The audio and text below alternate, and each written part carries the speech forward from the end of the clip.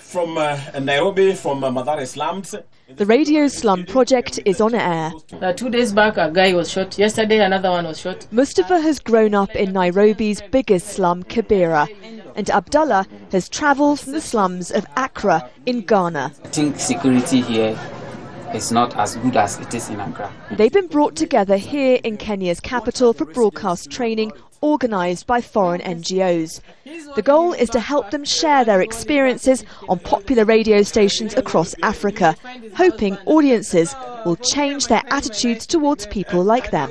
People in the slums are not nuisance or problems to their countries, but they are just victims of circumstances. The government should try and rather look at what advantages can be derived out of those slums. There is a paradox here. As Africa gets richer, the slums like Kibera in Nairobi grow bigger. Half of people here are unemployed, but they manage to survive by opening small businesses, selling things to each other. If forced to leave, they'll lose all of that.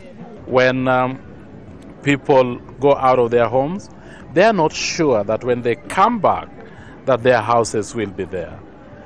When people are poor, and you take away their houses, you are making them poorer. You are actually moving them deeper into poverty. These are the men and women who could change things. Housing ministers from 30 African nations meet in Nairobi. More of our people are attracted to the urban centres. There's talk here of upgrading the continent's slums. Civil society groups complain they've not been invited to take part in the discussions. People here say they may be living in slums, but they're still contributing to their country's economy, sending their children to school and voting, but they feel ignored by their own government.